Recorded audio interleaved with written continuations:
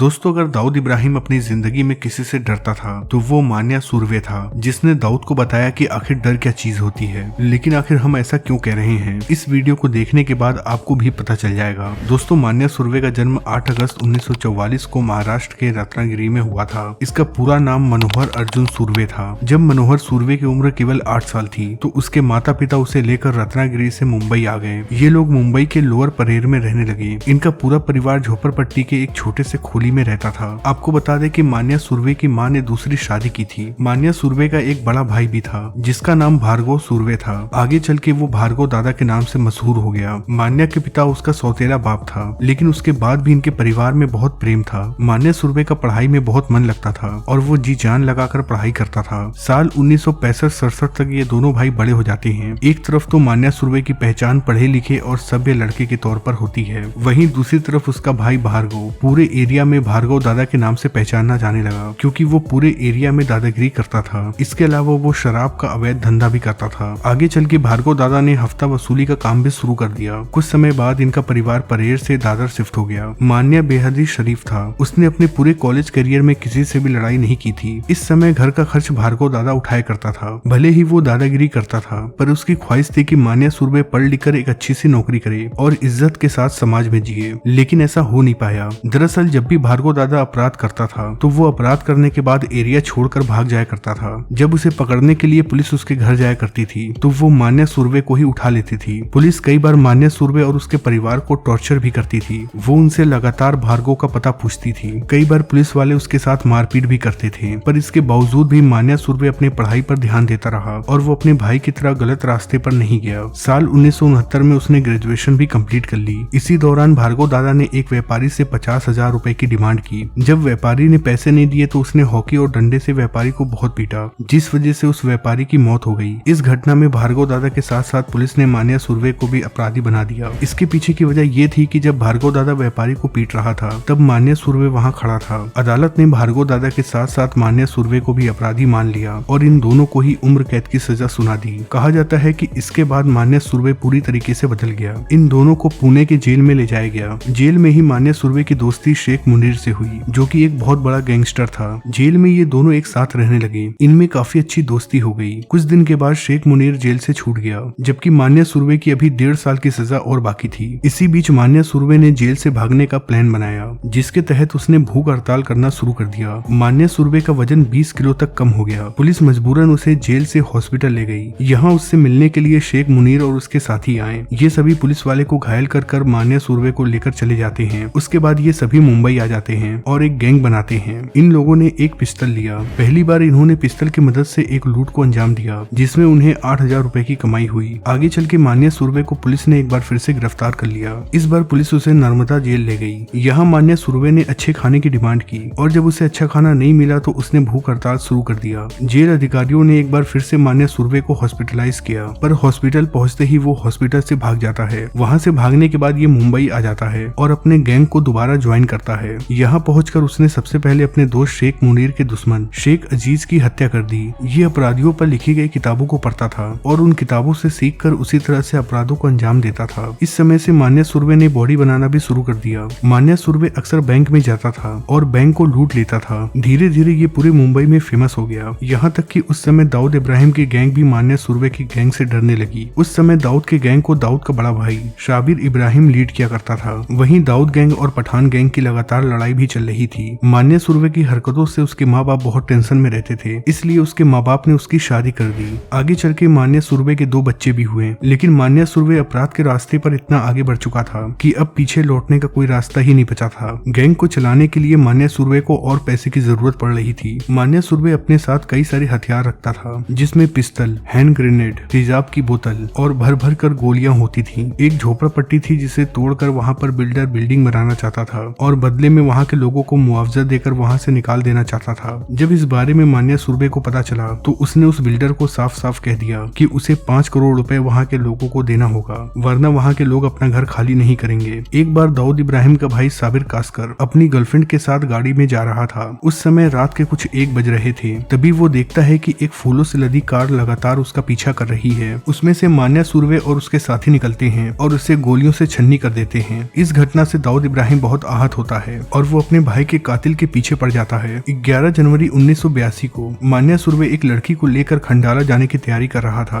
वो वडाला के अंबेडकर कॉलेज के पास उस लड़की का इंतजार कर रहा था, पर उससे पहले वहाँ पुलिस पहुंच जाती है और मान्या सुर्वे पर हमला कर देती है। इस हमले में मान्या सुर्वे की जान चली जाती है।